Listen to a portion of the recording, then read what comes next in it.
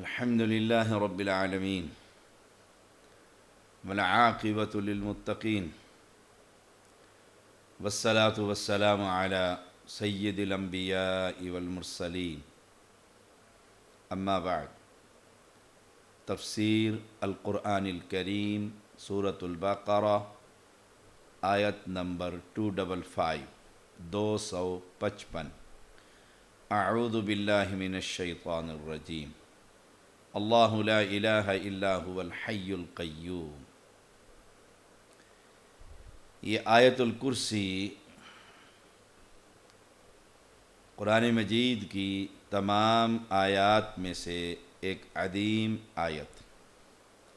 ابی بن کعب رضی اللہ تعالیٰ عنہ کہتے ہیں رسول اللہ صلی اللہ علیہ وسلم نے فرمایا، اے ابو منذر، کیا تم جانتے ہو تمہارے پاس اللہ کی کتاب میں سے کون سی آیت سب سے بڑی؟ کون سی آیت سب سے بڑی؟ فرماتے ہیں میں نے کہا اللہ تعالیٰ اور اس کا رسول صلی اللہ علیہ وسلم بہتر جانتے ہیں۔ آپ صلی اللہ علیہ وسلم نے فرمایا، اے ابو منذر، کیا تم جانتے ہو تمہارے پاس اللہ کی کتاب میں سے کون سی آیت سب سے عظیم ہے؟ میں نے عرض کیا، اللہ لا الہ الا هو الحی القیوم۔ آپ صلی اللہ علیہ وسلم نے میرے سینے پر ہاتھ مارا اور فرمایا، اللہ کی قسم اے ابو منذر، تمہیں یہ علم مبارک ہو۔ صحیح مسلم حدیث نمبر 810۔ یہ آیت الکرسی کی فضیلت ہے۔ ابو ہریرہ رضی اللہ تعالی عنہ بیان کرتے ہیں کہ رسول اللہ صلی اللہ علیہ وسلم نے مجھے زکوٰۃ الفطر پر چوکیدار بنا دیا۔ رات کو ایک شخص آیا اور مال چوری کرنے لگا۔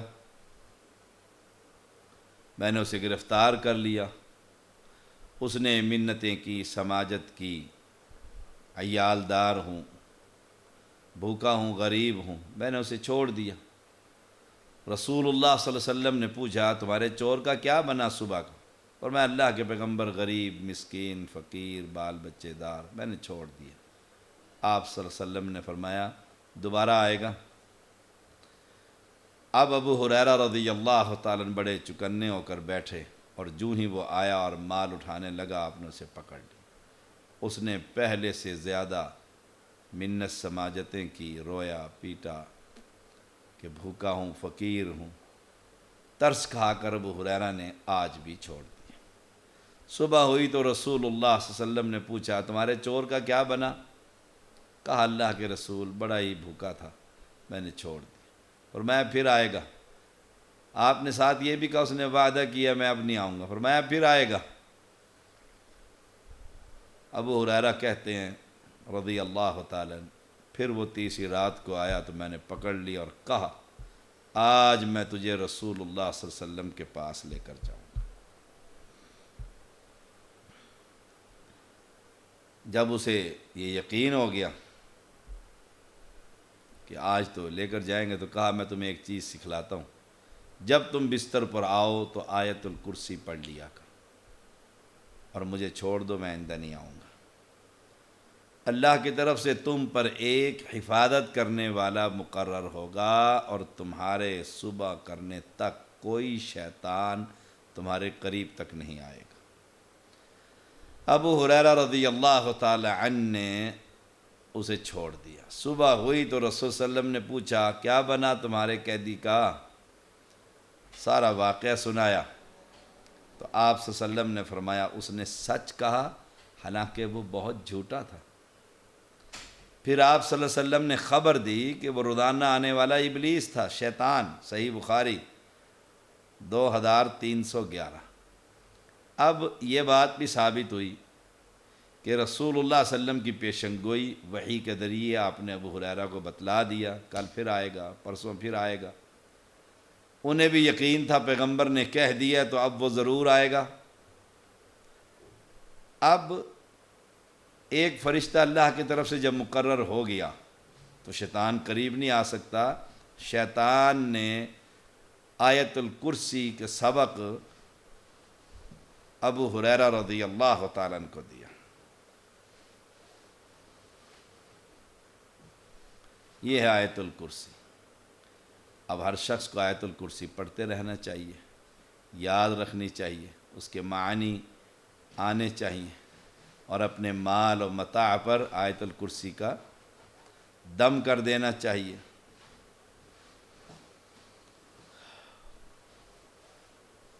اب اس حدیث میں شیطان نے کہا کہ آیت الکرسی پڑھ لیا کرو، تو رسول اللہ صلی اللہ علیہ وسلم نے اس کی تصدیق کی، گویا پھر رسول اللہ صلی اللہ علیہ وسلم نے اس کا نام آیت الکرسی۔ ابو امامہ رضی اللہ تعالیٰ بیان کرتے ہیں، رسول اللہ صلی اللہ علیہ وسلم نے فرمایا جو شخص ہر نماز کے بعد آیت الکرسی پڑھے اسے جنت میں داخلے سے سوائے موت کے اور کوئی چیز نہیں روکے گی، اور کوئی چیز نہیں روکے گی۔ یہ ہے فضیلت آیت الکرسی کی۔ لیکن اب ایک قبر پرست اور مشرک اور یا علی مدد اور یا رسول اللہ مدد اور یا غوث آدم پاک اور یا امام المنتظر المدد کے نعرے لگانے والا آیت الکرسی پڑھے کہ وہ بھی جنت میں جائے گا؟ سبحان اللہ۔ یہ اہل ایمان کے لیے، اہل توحید کے لیے۔ یہ امام البانی رحمہ اللہ اس کو لے کر آئے اپنے صحیحہ میں 9972، صرف 972 نمبر۔ یہ آیت الکرسی کہ اسے اہل ایمان پڑھیں گے، صحیح العقیدہ پڑھے تو کوئی ہر شخص، لیکن اس کا عقیدہ ہونا چاہیے۔ اگر پڑھنے والا شخص جو قبر پرست اور سجدے اور رکوع اور قیام اور غیر اللہ کی نظر و نیاز یہ سب کچھ کر رہا ہے اور یہ بھی پڑھ رہا ہے، گویا اس کو اس آیت الکرسی کا ترجمہ نہیں آتا، ورنہ کبھی وہ قبر پر سجدہ نہ کرتا، اسے الہ نہ مانتا۔ اللہ تعالی نے اس آیت الکرسی میں اپنے الہ ہونے کے دلائل بیان کیے،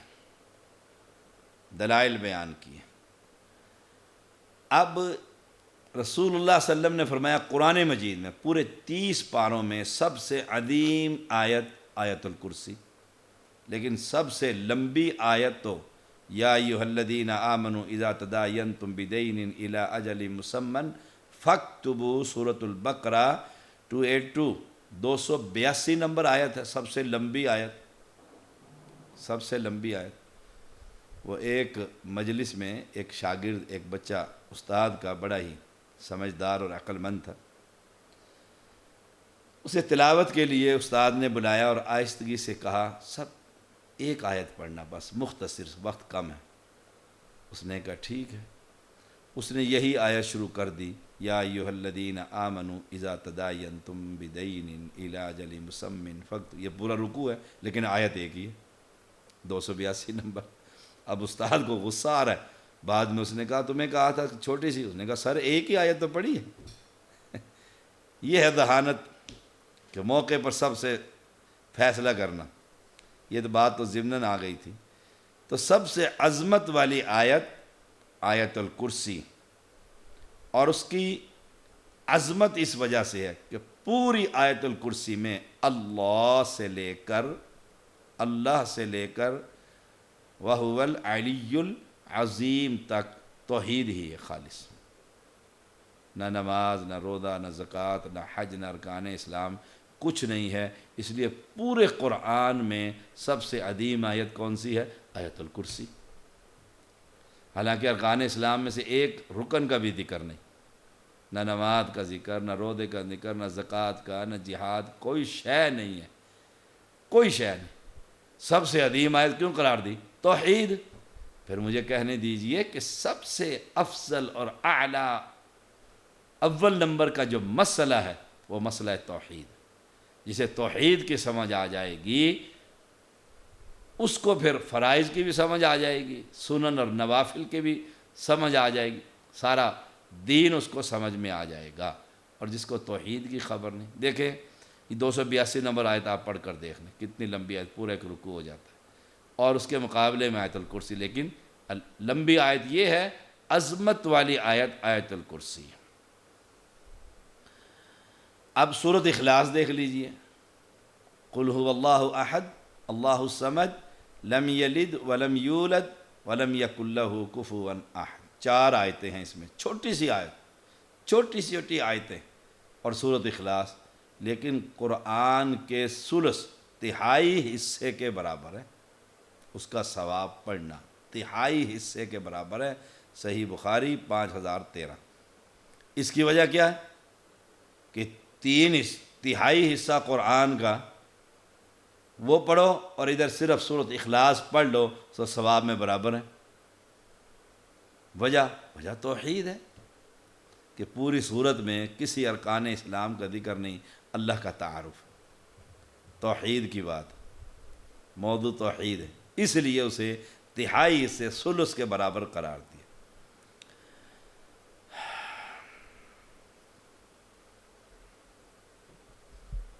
آیت الکرسی،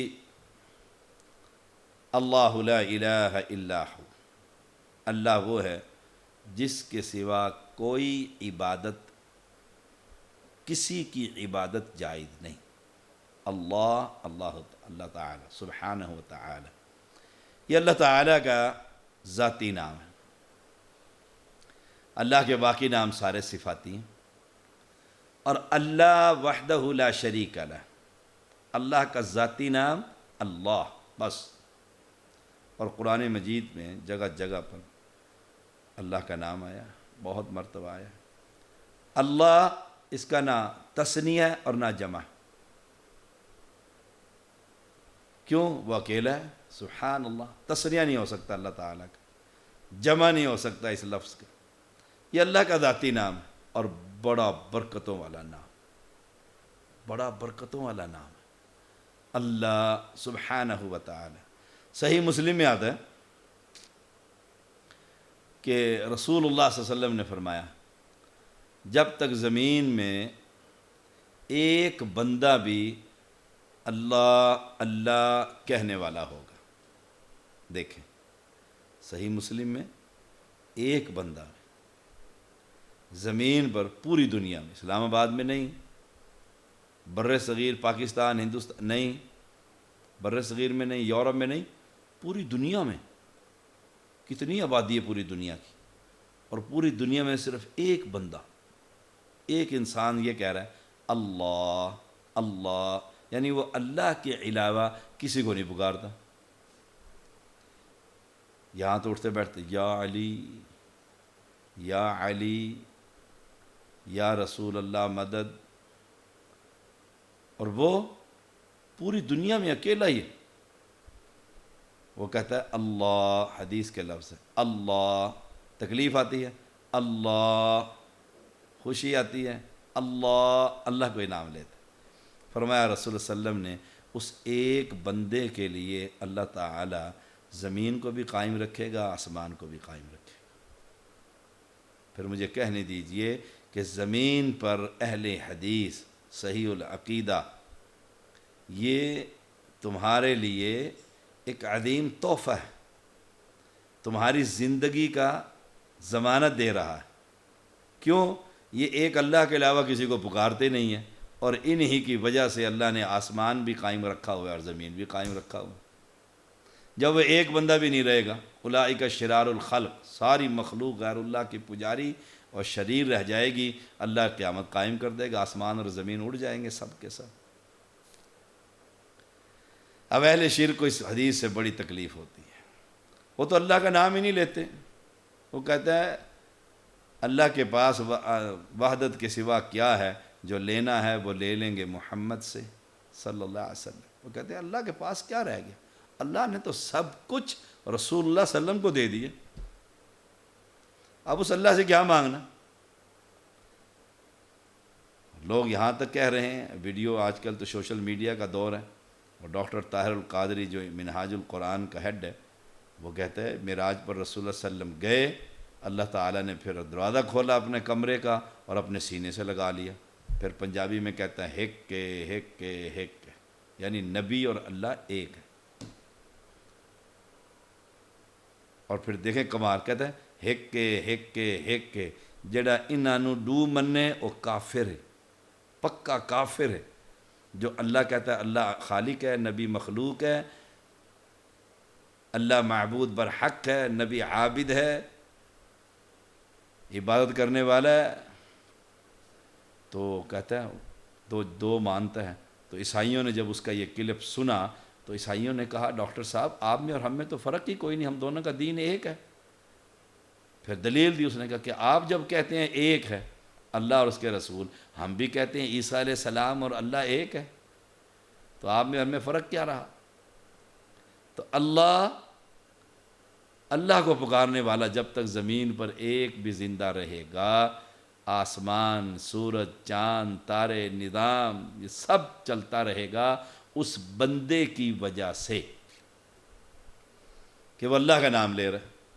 جب اللہ کا نام لینے والا ایک بھی نہ رہے گا، قیامت قائم ہو جائے گی۔ اللہ کا نام، ذاتی نام بڑا بھاری ہے۔ عیسیٰ علیہ السلام، مشکات میں ایک حدیث آتی ہے، عیسیٰ علیہ السلام نے ایک چور کو رنگے ہاتھوں پکڑ لی، چور بھی ہے، اس کے ہاتھ میں مال بھی ہے، تو آپ نے کہا چوری کرتا ہے، اس نے فوراً ہی دیکھا نبی ہے، اب تو میں پکڑا گیا۔ اس نے کہا اللہ کی قسم میں نے چوری نہیں کی۔ اللہ کا نام لیا تو عیسیٰ علیہ السلام نے اللہ کی حیبت اور جلالت کی وجہ سے جل جلالہ اس چور کا ہاتھ چھوڑ دیا اور کہا تو صحیح کہتا ہے، تو نے اللہ کا نام لیا ہے۔ عیسیٰ علیہ السلام کی آنکھوں کو غلطی لگ گئی کہ اللہ کا نام ہے۔ اب آئیے ہمارے معاشرے میں کوئی کام نہ کرنا ہو تو کہیں گے انشاءاللہ کل آ جانا۔ کہ جی میں نے تو کہا تھا انشاءاللہ کل آ جانا، لیکن کام ہی نہیں ہوا، اللہ نے وہ کام کیا ہی نہیں۔ ہم نے کسی کو خوب یقین دلانا اور جھوٹ پر تو کہیں گے اللہ کی قسم یہ ایسے ہی ہے، جھوٹی قسم کھا جاتے ہیں، قول الزور، جھوٹی قسم کھا جاتے ہیں، اللہ کی قسم۔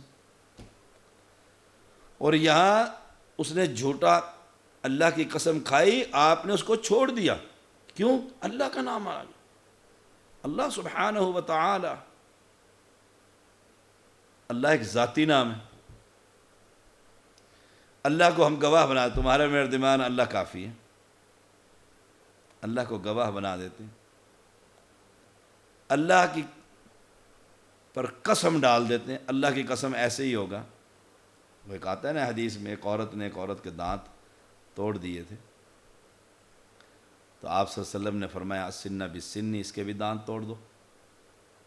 تو وہاں اس کا قبیلے کا آدمی تھا، اس نے کہا اللہ کے رسول ہماری عورت کے دانت توڑ جائیں گے، اللہ کی قسم نہیں ٹوٹیں گے۔ صحابہ پریشان ہو گئے کہ نبی اکرم صلی اللہ علیہ وسلم تو فرما رہے ہیں اس کو بھی بدلہ دیا جائے گا، دانت کے بدلے دانت ہے، اور وہ کہتا نہیں ٹوٹیں گے۔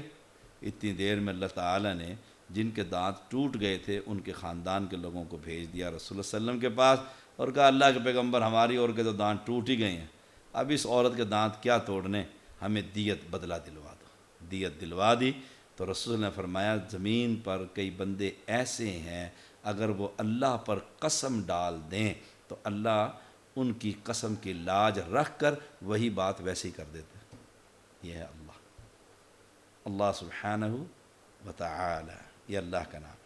لا الہ، نہیں کوئی معبود برحق الا ہو، مگر وہ، یہ ہے اس کا ترجمہ کہ اللہ کے سوا کسی کی اب عبادت نہیں ہو سکتی۔ اللہ ذاتی نام، اللہ کے علاوہ کسی کی عبادت نہیں ہو سکتی۔ اللہ کیوں نہیں ہو سکتی؟ پھر اللہ تعالی نے دلیلیں دی ہیں کہ اس وجہ سے۔ نمبر ایک، الحی، الحی کا معنی ہے وہ ہمیشہ سے ہے اور ہمیشہ رہے گا۔ دیکھیے ایک وقت تھا نہ زمین تھی، نہ آسمان تھا، نہ چاند تھے، نہ سورج تھا، نہ تارے تھے، نہ انسان تھے، نہ جنات تھے، کوئی شے نہیں تھی، اللہ تھا، وہ عدل سے ہے، ابد تک رہے گا۔ اب جن کو تم نے معبود برحق بنا رکھا ہے اور الہ سمجھ رکھا ہے اور اس سے مانگ رہے ہو اور سوال کر رہے ہو، هو الحی، وہ زندہ ہے؟ نہیں زندہ۔ اچھا وہ شروع سے ہے؟ نہیں جی شروع سے تو نہیں، وہ تو ماں کے پیٹ میں بھی پتہ نہیں کس سن میں۔ ہر بندے کی تاریخ ولادت، ڈیٹ آف برتھ، تاریخ پیدائش، جی آپ کی عمر کتنی ہے؟ 63 سال، کب پیدا ہوئے تھے؟ فلاں سن میں۔ پیدا ہونے کا مطلب یہ ہے کہ اس سے پہلے یہ دنیا میں نہیں تھا۔ تو اللہ کی بھی کوئی تاریخ پیدائش ہے؟ اللہ کون ہے؟ الحی، وہ ہمیشہ سے ہے اور ہمیشہ رہے گا، اس لیے وہ الہ ہے۔ اس لیے سجدہ، رکوع، قیام، استغاثہ، استعانت، نظر، نیاز، خوف، توکل، بھروسہ اس اللہ کی۔ وہ حی، زندہ ہے۔ ایک وقت تھا یہ سید، یہ 12 امام سادات کے دنیا میں نہیں تھے۔ جب علی نہیں تھے تو ان کی اولاد نہیں تھی۔ اس وقت اللہ تھا؟ یہ اللہ تو تھا، تو پھر الہ تو وہ ہوا۔ هو الحی، قرآن مجید میں هو الحی لا الہ الا ہو، سورۃ مومن آیت نمبر 65۔ وہی زندہ ہے، اس کے سوا کوئی معبود نہیں۔ هو الحی، وہی دن۔ اچھا جی، ایک وقت آئے گا سب دنیا فنا ہو جائے، قیامت قائم ہوگی، یہ قائم ہوگی، بندے مر جائیں گے، یہ مر جائیں گے، کوئی بھی زندہ نہیں رہے گا، نہیں رہے گا۔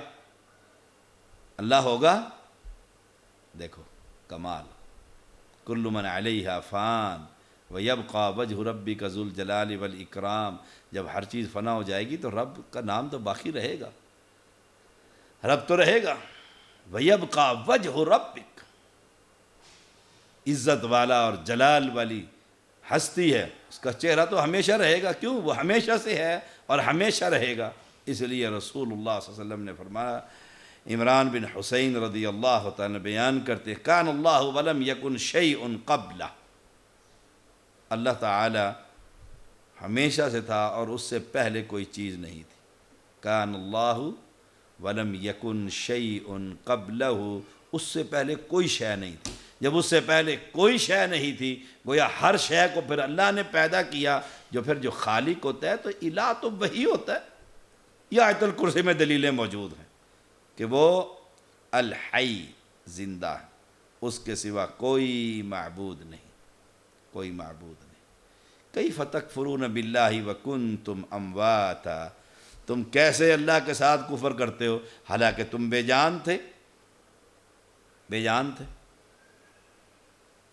کیا یہ خوبی زندگی کی کسی ہر ہستی میں ہے؟ وہ لاہور کا علی اجمیری ہو یا اجمیر کا اجمیری ہو یا بھاولپور کا چنن پیر ہو یا اسلام آباد کا میر علی شاہ ہو یا بری امام عبداللطیف شاہ ہو، کیا یہ ہمیشہ سے زندہ ہیں اور ہمیشہ زندہ رہیں گے؟ سبحان اللہ۔ دیکھیے، جو زندہ ہوتا ہے اس کو قضائے حاجت کی ضرورت ہوتی ہے۔ اگر یہ قبر کے اندر زندہ ہے تو آپ نے اس کے لیے وہاں پر باتھ روم بنوایا ہوا ہے؟ کیونکہ وہ تو زندہ ہے، نام مانتے، زندہ ہے تو قضائے حاجت کی ضرورت پڑے گی، زندہ ہے تو گرمی سردی سے بچاؤ کی ضرورت پڑے گی۔ اللہ کے بندو کس بھول میں چلے گئے؟ فوت ہو گئے ہیں، فوت ہو گئے۔ الہ وہ ہوتا ہے جو ہمیشہ سے زندہ ہو اور ہمیشہ زندہ رہے۔ اس لیے قرآن مجید میں کیا آیا؟ وَتَوَكَّلْ عَلَى الْحَيِّ الَّذِي لَا يَمُوتُ، بھروسہ اس ذات پر کر جو حی، زندہ ہے، جسے موت نہیں آئے گی، جسے موت نہیں آئے گی، اور باقی ہر شے کو موت آ جائے۔ کتنا ہی بڑا پیر، فقیر، درویش، ولی، کتب، ابدال کہاں ہیں؟ فوت ہو گئے۔ آپ کی زبان میں کہاں ہیں؟ پردہ کر گئے، کدھر ہیں؟ مٹی میں دفن کر دیے۔ مقبرہ کس کا ہے؟ زندہ کا بھی مقبرہ بنتا ہے، زندہ کو بھی قبر میں اتارا جاتا ہے، زندے کو بھی برہنہ کر کے نہلایا جاتا ہے۔ زندہ ہے نا وہ تو خود غسل کرے۔ ہاں مریض ہے، دوسری بات ہے، مجبوری ہے تو ہاتھ پیر کام نہیں کر۔ سبحان اللہ۔ فرمایا والذین یدعون من دون اللہ لا یخلقون شیئا وهم یخلقون، جن کو تم سورۃ نحل آیت نمبر 20 اور 21، اموات غیر احیاء۔ سبحان اللہ۔ تم اللہ کے ساتھ، جن کو تم اللہ کے علاوہ پکارتے، جنہیں تم اللہ کے علاوہ پکارتے، وہ امام الانبیاء سے لے کر نیچے تک، لا یخلقون شیئا، وہ ایک ذرہ بھی پیدا نہیں کر سکتے. دیکھ، وہم یخلقون، وہ خود پیدا کیے گئے، خود پیدا کی، ان کو اللہ نے تخلیق کی. اب کدھر ہیں جن کو تم اللہ کے علاوہ پکارتے؟ وہ پتھر، وہ مورتی، وہ درخت، کوئی بھی شے، کوئی مردہ، کدھر ہے؟ قبر میں.